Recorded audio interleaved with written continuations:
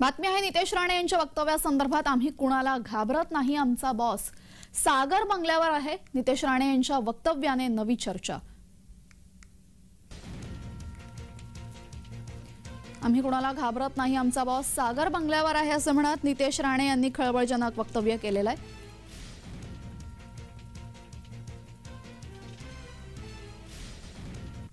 नितेश साहेब कार्यक्रम करून टाकला, आता पोलिसांना मागे लागलेत वाचवा. झाल्यानंतर फोन करा, विचारायला फोन करू नका. झाल्यानंतर सुखरूप घरी पोहोचवण्याची जबाबदारी आमच्या लोकांची असेल, एवढा विश्वास तुम्हाला आजच्या निमित्ताने देतो. पोलिसांच्या समोर देतो, चिंता करू नका. माझा काही वाकडं करू शकणार नाही. आपला बॉस बसलाय सागर बंगल्यावर, काही होत नाही आम्हा लोकांना. आम्ही असेच आहोत इकडे, असंच बोलतो, कारण का आम्ही हिंदू म्हणून हिंदूंच्या बरोबर उभं राहण्यासाठी आलोय, कोणाच्या उगाच वाकड्यात जाण्यासाठी आलेलो नाही.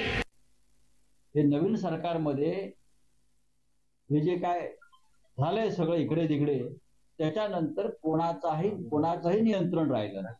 जसं आता एका आमदाराविषयी बोललात ना, आमचा बॉस सागर बंगल्यावर बसलाय, ही भाषा आहे. कोणाचा बॉस कुठे आहे एकदा स्पष्ट होऊ द्या गुंडगिरीच्या बाबतीत.